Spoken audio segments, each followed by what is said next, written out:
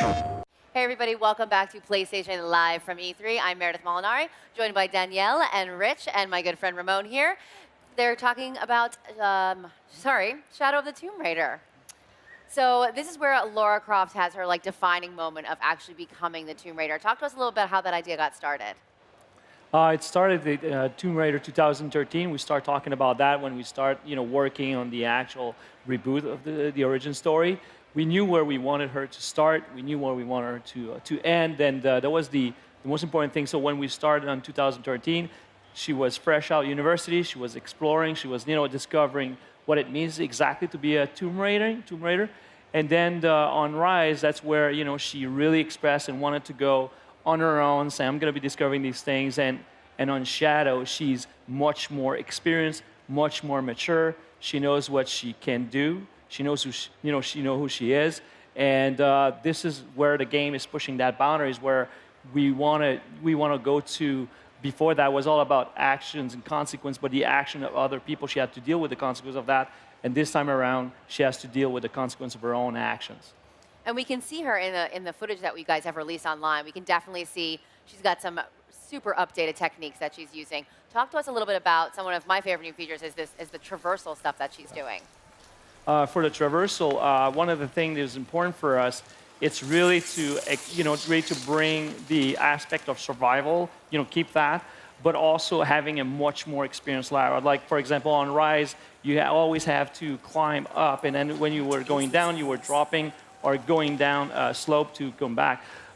So in this case here, we had the rappel down, so really going down, and that will provide a lot more control in terms of how Lara explored, and also the underwater. We're going to get to see a piece of this right here. This is so cool. Yeah, I think what's really important is that since we're showing Lara being the most confident, the most capable she's ever been, we have to make sure we're upping the stakes in every other part of the gameplay. So when you ask about traversal, yes, the world now is pushing back even more. The world is always a character in the Tomb Raider games.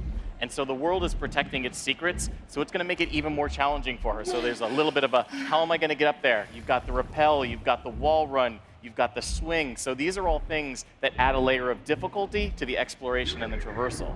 Nice.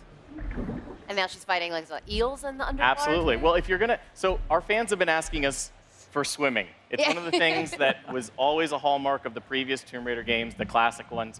And whenever we deliver something that the fans are asking for, sometimes you have to be careful what you wish for, because we're always going to view it through our modern survival lens. And so in this case, we say, all right, if you're going underwater, if you're swimming, it's going to be underwater survival. You're going to have to deal with air pockets. You're going to have to deal with piranhas and moray eels. You're going to have to think about, do I really want to explore what's down that dark cavern? Because I don't know if there's an air pocket. It might be a hidden tomb. It might be a reward. It might just be my death waiting for me. And this is all going back to the world just pushing back against you because she's so adept now, right? Absolutely.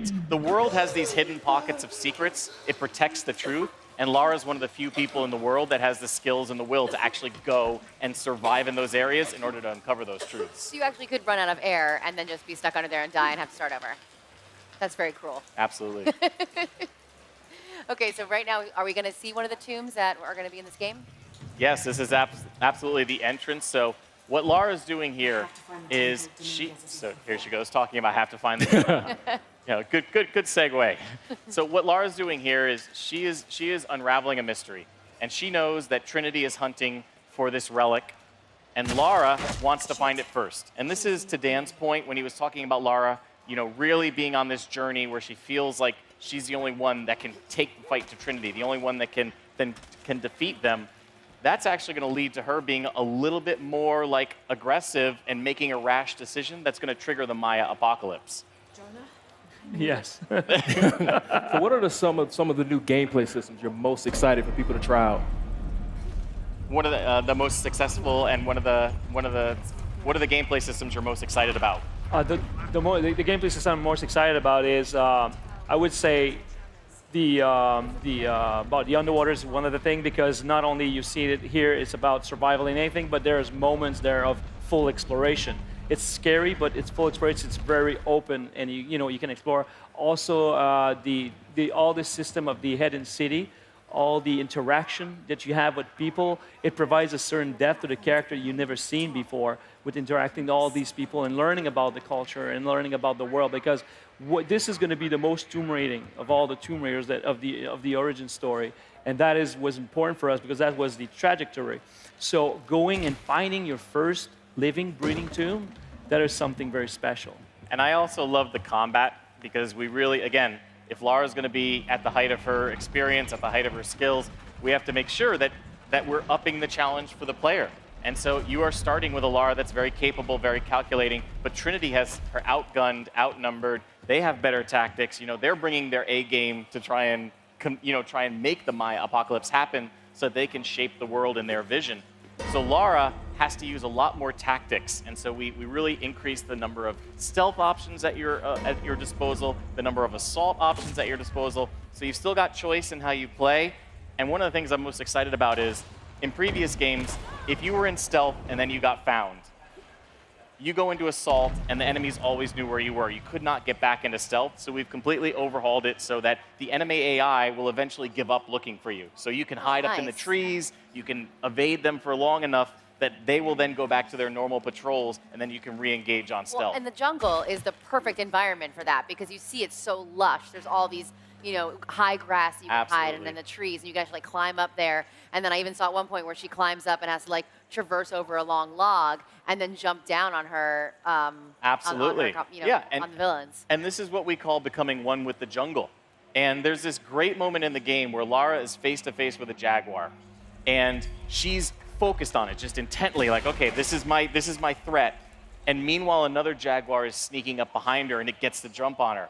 And she learns this is how the jungle operates. And so from then on, Lara becomes the jaguar woman, where she will hide in the canopy, she will hide in the lush vine walls, strike, and then disappear again. And so this idea of becoming one with the jungle means using it to Lara's advantage, using it to sow fear and chaos with the enemy, and using it so that you can even the odds against Trinity. I even saw at one point she was painting her face all in mud and getting down in there. But that's the thing. This is the fantasy of becoming the jungle, because disappearing in it, and this is the thing that you were talking about, all the options, this crazy amount of options you can do in stealth. We even redefined the way we were approaching the environment for the stealth, for example. So putting the mud gives you a lot more opportunities for you to hide and to disappear. And that's the thing that is key, because that's the ultimate, for her, the ultimate survival, the ultimate aspect of mastering the environment is all about is becoming that environment. So not only is she going to use the vine walls, but she will use more mud walls. She's going to disappear like that very quickly. So the enemies think it's not her attacking them. It's the world. It's the jungle. The animals go crazy. They start screaming. The monkeys go. Ah, ah, ah, ah. So all this, the people are just. Trinity doesn't know. They're like, what the hell is happening? And everything we do in combat is to make Lara and the player be able to disappear. And we even add a new AI component in there where the AI doesn't look for you anymore. It looks for potential threat. So you can play with them to do whatever you want with them, like a cat and mouse gameplay type thing. They'll go where they think Lara was. And you can use that fear against the enemy. Distract them and you can distract them, or you could shoot an arrow behind a guard. He'll turn around quickly and fire where he thinks the arrow is coming from. He could maybe hit one of his soldiers. We have a crafting mechanic where you could make an arrow called the Jaguar's Fear, hit an enemy with it. He'll start to see visions, and he will then start shooting at his friends, saying, "You're one of them." So it's a great way to even the odds. Even the mud that Dan was talking about, one of my favorite moments is if you go head on with an enemy and do a takedown, if another guy is close enough to see it, he'll be like, "Oh, what's going on?" And then you can actually get a double takedown on him while he's scared, seeing his first friend get taken out.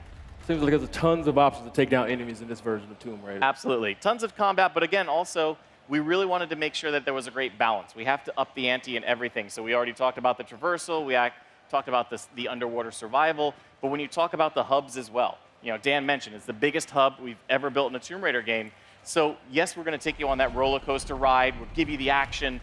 But every now and then, we're going to pause the narrative. We're going to open up the world and say, okay, explore at your pace. There is tons of side quests, tons of challenge tombs tons of people to interact with who are going to give you things to do. Social puzzles, which is a new type of experience that we have, where you have to figure out who wants what and help them get it in order for them to help you. Kind of like an RPG mechanic that you're adding into it a little bit? It's not so much an RPG as it is understanding the world and learning how, like a puzzle. You know, we look at a puzzle element in combat, in traversal, as well as in the hubs. How do I make the world do what I want it to do? That's really cool. Yeah, that's really cool. So we're starting to run out of time. What's the one last thing you want to tell everybody out there about why Tomb Raider is going to be the best ever in the franchise? Yeah, I think it's really exciting because for the fans who have been with us from the beginning, they know that this is the culmination of Lara's origin story. So this is Lara becoming the Tomb Raider she's meant to be. It's her achieving her destiny. For the new fans that are coming along who maybe didn't play the previous ones, it's great because the stakes have never been higher. This is the perfect time to jump in. This is the Maya apocalypse. This is Lara racing against Trinity to save humanity. So we're really excited for everybody to experience it on September 14th. September 14th. We don't have to wait too long. Don't wait too long. All right, Ramon, thank you so much for joining me. Danielle, Rich, thank you so much for joining us as well. All right, guys, so Shadow of the Tomb Raider comes out on September 14th. Stick around. We have a lot more coming up on Live at E3. PlayStation